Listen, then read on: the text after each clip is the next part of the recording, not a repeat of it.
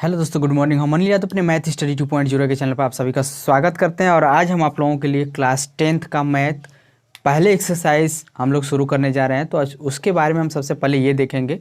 पहले उसका हम थीम समझ लेते हैं, उसका जो कॉन्सेप्ट है वो समझ लेते हैं। कॉन्सेप्ट हमारे पास क्या है, ठीक है। तो यहाँ पे हम लोग पढ़ेंगे संख्याएँ। संख्याएँ क्या होती है? पहले वास्तविक संख्याएँ होती है, प्राकृतिक संख्या होती है, पूर्ण संख्या होती है, परिमेय संख्या होती है और पूर्णांक होती है। हम परिमेय और परिमेय अपने आप यहाँ पे समझ सकते हैं। इस परिमेय और परिमेय का दो पार्ट होता है, एक अपरिमेय होता है, अपरिमेय संख्याएं, ठीक है। एक परिमेय संख्या होती है, एक अपरिमेय संख्या होती है। तो यहाँ पे और संख्याएं दूसरे प्रकार में आते हैं। तो काल्पनिक संख्या, ये जो हम लोगों को अभी नहीं पढ़ना है, 11th क्लास में जब आप लोग जाएंगे तो वहाँ पे आप लोगों को पढ़ना होगा। इसको अगर हम सॉल्व करते हैं तो y² बराबर लिखेंगे -2। y बराबर अगर हमको लिखना होगा तो प्लस माइनस अंडर रूट में -2, ये आपका आएगा। ये आपकी काल्पनिक संख्या होती है। तो हम इसके बारे में 11th क्लास में जब हम जाएंगे तो पढ़ेंगे। फिलहाल हम लोग क्या पढ़ना है, हम लोगों को संख्याओं में वास्तविक संख्याएं। वास्तविक संख्याएं क्या होती है हमारे पास कि वास्तविक संख्याएं, यहाँ वास्तविक संख्या होती क्या है? वास्तविक संख्या के ये पार्ट हैं, ये सब वास्तविक संख्या के पार्ट हैं। तो पहला होता है प्राकृतिक संख्या। प्राकृतिक संख्या क्या होती है? यहाँ पे 1 2 3 4 5 डट डट डट एकदम इन्फानाइट तक चला जाए उसे हम प्राकृतिक संख्या कहते हैं। इसे आप जानते हैं जिसे नेचुरल नंबर इंग्लिश में बोलते हैं। पूर्ण संख्या वो होती है जो आपको बस जीरो लग जाए, बाकी सेम चीज़ें 0 1 2 3 4 5 डट डट डट इन्फानाइट। यहाँ तक क्लियर है? ये आपकी पूर्ण संख्या है जिसे इंग्लिश में बोलते हैं होल नंबर। क्या बोलते हैं? होल नंबर, ठीक है। अब हमारे पास आएगी पूर्णांक। पूर्णांक के बारे में भी समझ लेते हैं। पूर्णांक वो संख्या होती है जिससे यहाँ पे 0 से स्टार्ट हो, 0 1 2 3 4 और इधर आ जाएंगे तो -1 -2 -3 -4। इसको हम जेड से प्रदर्शित करते हैं। किससे प्रदर्शित करते हैं? जेड से प्रदर्शित करते हैं। अब हमारे पास परिमेय और अपरिमेय के बारे में पढ़ना है। ये हम लोग पूर्णांक भी पढ़ लिए, ये वाली है पूर्णांक, ठीक है, ये पूर्णांक है। परिमेय संख्या किसे कहते हैं? परिमेय संख्याएं सीधा सीधा यहाँ पे हम लिख सकते हैं कि यहाँ से अगर हम यहाँ पे फिगर बना के समझे कि परिमेय संख्याएं वो होती है जिसको हम p/q के रूप में लिख सकें। p/q का मतलब होता है भिन्न। यहाँ तक क्लियर हो रहा है? जहाँ पे यहाँ पे लिख सकते हैं जहाँ q बराबर 0 नहीं होना चाहिए, क्योंकि 0 हो जाएगा तो परिमेय संख्या नहीं होगी। और एक और कॉन्सेप्ट होगा कि हमको P और Q का HCF, P और Q का HCF, क्या HCF का मतलब समझ लें महत्तम, मौश एक होना चाहिए। P और Q का महत्तम क्या होना चाहिए? एक होना चाहिए। और अगर कुछ और देख लेते हैं हम लोग, तो यहाँ पे हम और कुछ क्या देख सकते हैं कि P और Q एक पूर्णांक होना चाहिए। P और Q एक क्या होना चाहिए? P और Q एक पूर्णांक होना चाहिए। पूर्णांक का मतलब आप समझ लें माइनस या प्लस। या पूर्णांक अभी हम बताए हैं कि क्या होता है, 1 2 3 भी होता है, 0 के इधर आएंगे तो माइनस में आ जाएगा। तो ये आपका परिमेय संख्या होती है। अदरवाइज बाकी जितनी संख्या होती है अपरिमेय होगी। तो परिमेय संख्या क्या हो सकती है हमारे पास? जैसे हमने यहाँ पे कह सकते हैं कि 0 हमारा क्या है? परिमेय संख्या है, परिमेय संख्या है। ये समझ पा रहे हैं ना? लेकिन यही क्वेश्चन अगर हम लग दें कि 1/0, तो ये हमारी अब क्या हो जाएगी? परिमेय संख्या नहीं होगी। क्यों नहीं होगी? क्योंकि हमने कहा है कि Q का मान 0 नहीं आना चाहिए। Q नीचे है तो Q यहाँ पे नीचे 0 नहीं आना चाहिए। अच्छा, एक और कॉन्सेप्ट हम समझते हैं यहाँ पे, यहीं पे समझते हैं कि 2/4 क्या हमारी परिमेय संख्या है? तो हम इसे बोलेंगे नहीं परिमेय संख्या। क्यों? हमने आपको बताया है कि P/Q यानी P और Q का मान जो HCF निकालेंगे तो 1 आना चाहिए। देखिए 2/4, 2 और 4 का लसा लेंगे तो 2 और 4 का लसा नहीं मसा, क्या लेंगे? HCF। तो क्या 1 आएगा? 1 नहीं आएगा, इसका 2 आएगा। तो क्या हम इसे HCF बोल सकते हैं? क्या ये हमारी P/Q के रूप में है? नहीं है ना, तो इसको हम P/Q के रूप में नहीं लिखेंगे। बात क्लियर हो रही है आप लोगों को? अब आपको इसी को अगर हम कट कर दें, 1 और 2 दूना के 4, तो 1/2 हो जाए तो ये हमारा क्या हो जाएगा? ये आपका परिमेय संख्या हो जाएगी। परिमेय संख्या, यहाँ तक क्लियर है? क्यों? क्योंकि 2/4 अपना बहुरूपिया है, क्योंकि इसका एक दूसरा रूप भी है। तो जो 1/2, 2 और 1 का मौसा क्या होगा? 1 होगा। ये तो आप क्लियर हो रहा है। लेकिन 2/4 का मौसा 1 नहीं होगा, इसलिए ये नहीं होगा। यहाँ तक समझ पा रहे हैं? अगर हम और कुछ समझना चाहें तो क्या समझ सकते हैं हम लोग? अपरिमेय संख्याएं के बारे में अगर हम बात कर लें जरा, अब हम लोग अपरिमेय संख्या के बारे में समझेंगे। अपरिमेय संख्याएं क्या होती है? ये आपका एक या स्वयं से विभाजित हो, ठीक है, वो परिमेय संख्या होती है। जैसे मैं आपको √2, √3, √5, √7 कर सकते हैं, या कुछ और भी ले लें, 0.01, 001, 0001, इस तरह से आगे बढ़ता चला जाएगा। तो ये भी हमारी क्या हो जाएगी? अपरिमेय संख्या। क्यों? क्योंकि पहले 0 1 है, अगली बार 001 है, फिर अगली बार फिर 00, यानी 3 बार 0 हो गया, तो ये हमारा अलग हो जाएगा। अगर यहीं पे लिखा है 1.333333, यानी हम इसे कह सकते हैं 1 पॉइंट अगर 3 पर बार, तो ये आपका परिमेय संख्या हो जाएगी।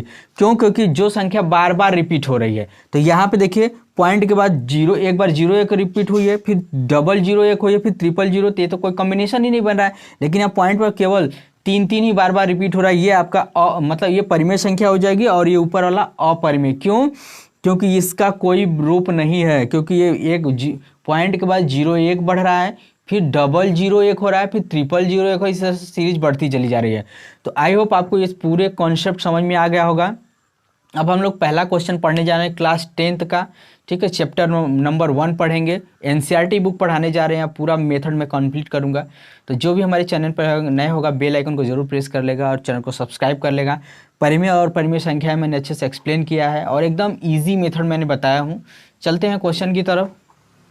यहाँ पे हम लोग प्रश्नावली 1.1 का क्वेश्चन पहला पढ़ने जा रहे हैं। कह रहा है कि निम्नलिखित संख्याओं का एचसीएफ ज्ञात करने के लिए यूक्लिड विभाजन एल्गोरिथम का प्रयोग कीजिए। तो यहाँ पे पहला क्वेश्चन, यहाँ पे क्या है, पहला क्वेश्चन जो दिया है, हर क्वेश्चन में बताऊंगा। पहला दिया है कि 135 और 225, 135 और 225। तो हम यहाँ पे यूक्लिड प्रमेय से सॉल्व करेंगे। यूक्लिड प्रमेय से। अच्छा, यूक्लिड प्रमेय होता क्या है ये भी आप समझ लीजिए। हमको मतलब कि ऐसे लिखना चाहिए कि 225 ये बड़ा है 135 से, यही ना यूक्लिड प्रमेय होता है, यूक्लिड विभाजन कर सकते हैं इसको। तो जब भी हम इसको क्वेश्चन को सॉल्व करेंगे तो हम 225 यहाँ बड़ा वाला लिखेंगे बराबर 135, यानी कहने का तात्पर्य है कि 225 में 135 का डिवाइड करते हैं तो कितनी बार जाएगा? एक बार जाएगा, तो 135 लिख देंगे, यही ना, 135 ही है, हाँ ठीक है। अब यहाँ पे हो जाएगा 0 और यहाँ पे हो जाएगा 9। यहाँ तक क्लियर है? तो यानी मैंने 135 से 225 को भाग दिया तो एक बार गया। यहाँ तक क्लियर है? शेषफल कितना बचा? आपका 90 बचा। तो हम इसको गुणा 1 करेंगे और प्लस 90। ये पहला क्वेश्चन था। दूसरे लाइन में आने केस 2 में आएंगे। ये चरण 1 है। अब चरण 2 में आएंगे। चरण 2 में, तो चरण 2 में क्या करेंगे? जब अब 135 से भाग दिया था ना, तो 135 यहाँ पे लिख देंगे, और जो शेषफल आपका बचा था 90 यहाँ पे लिख देंगे। यानी अब प्रश्न आएगा 135 में किसका भाग देना है? 90 का। तो हम लिखेंगे 135 डिवाइड बाई 90। ये भी आपका एक बार जाएगा, तो एक बार ले जाएंगे, यहाँ पे हम 90 लिखेंगे तो आपका शायद 45 बचेगा। यहाँ तक क्लियर? तो शेषफल आपका कितना बच जाएगा? 45, यही ना, क्योंकि 90 से मैंने भाग दिया तो एक बार गया, ठीक है। तो 90 गुणे 1 करेंगे, शेषफल कितना बचा? 45। अब अगली लाइन में आएंगे तो 90 को हमको यहाँ पे लिखना है, यानी चरण 3 में लिखेंगे। चरण 3 में, तो यहाँ पे हम लिखेंगे 90 बराबर, यानी हम कह सकते हैं यहाँ पे 45 लिख सकते हैं, क्योंकि शेषफल हमारा 45 बचा था। अब हम 90 को 45 से भाग देंगे, यानी 90 भागे 45, 45 दूना के 90 हो जाएगा, ये कट जाएगा, शेषफल कह सकते हैं 0, इसको कट जाए तो शेषफल 0 होता है। यानी हम इसे कह सकते हैं कि 2 का गुणा कर देंगे और शेषफल कितना आ जाएगा 0, यानी तब तक डिवाइड करेंगे जब तक 0 ना आ जाए। तो हमारा 45 ही डिवाइड किया, 45 पूरी तरह से कट कर दिया, तो हमारा जो एचसीएफ आएगा, एचसीएफ यूक्लिड विभाजन से कितना आ जाएगा 45। आप इसका बहुत सारा मेथड है, डिवाइड से भी कर सकते हैं बहुत सारा, लेकिन यहाँ पे यूक्लिड विभाजन क्या था तो हम लोग यूक्लिड विभाजन से ही सॉल्व करेंगे। आई होप क्वेश्चन समझ में आ रहा है। हम चलते हैं अगले क्वेश्चन की तरफ। अब पहले क्वेश्चन का दूसरा वाला देखेंगे। लिखा है 196 और 38,220 का यूक्लिड विभाजन करना है। तो सबसे पहले हम लोग क्या करेंगे, इसको डिवाइड करेंगे, यानी 38,220 डिवाइड बाई कितना 196, कितनी बार जाएगा 19 दूना के 38, 2 बार में जाता है तो 1 बार ले जाते हैं, तो 196 लिखेंगे। यहाँ पे 6 हो जाएगा, 1 दे दिया है तो 7 हो जाएगा, तो 8 बच जाएगा। 1 दे दिया है तो यहाँ पे 1 बच जाएगा। ठीक है, ठीक है, यहाँ पे 2 हो जाएगा। अब इसको जब हम डिवाइड करेंगे तो क्या बच जाएगा 19 9 171, 9 बार ले जाएं तो 9 छक 54 के 4 हो जाएगा, और 9 9 81, 81 5 86 हो जाएगा। अब आगे जब देखते हैं तो यहाँ हो जाएगा 9 1 कम 9 और 9 8 17 हो जाएगा। इसको जब सॉल्व करेंगे तो हो जाएगा आपका 8 हो जाएगा। ठीक है, और यहाँ पे हो जाएगा 9 हो जाएगा, और यहाँ पे 0 हो जाएगा। 19 5 95, 5 बार जाएगा, तो 5 से इसको हम डिवाइड करेंगे तो 5 6 30 हो जाएगा, 5 9 45, 3 38, और 5 1 कम 5 और 5 4 9, यानी ये कट जाएगा, यानी 195 में पूरा कट गया है। तो हम इसे कह सकते हैं यूक्लिड प्रमेयिका से अगर सॉल्व करेंगे, यूक्लिड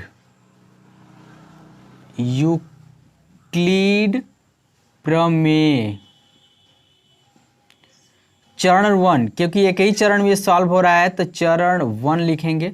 इसको लिखेंगे क्या 38,220 बराबर लिखेंगे 196। अब आपने 196 से भाग दिया तो शेषफल आंसर कितना है 195, तो हम इसको 195 लिखेंगे। तो शेषफल कितना बचा, सब कट जाएगा तो 0 बचेगा, तो शेषफल कितना हो जाएगा 0। शेषफल कितना हो जाएगा आपका 0। यानी कहने का तात्पर्य है कि इसका एचसीएफ यूक्लिड विभाजन से एचसीएफ कितना आ जाएगा 195, कितना आ जाएगा 195। आई होप आपको क्वेश्चन बहुत अच्छे से क्लियर हुआ होगा। हम चलते हैं इसका पहले का तीसरा भी कंप्लीट कर लेते हैं। अब अगला क्वेश्चन है, कह रहा है पहले का भी तीसरा हम लोग सॉल्व कर रहे हैं। 867 और 255 का हमको यूक्लिड विभाजन बताना है। 255 है, यहाँ पे 255 है, ये ध्यान रहे। ठीक है, यानी पहले का तीसरा वही यूक्लिड विभाजन, यूक्लिड प्रमेय से। ठीक है, अब हमको क्या करना 255, यानी हम इसे चरण 1 में लिखेंगे। चरण 1 में क्या लिखेंगे 867 इक्वल 255, क्या लिखेंगे 255।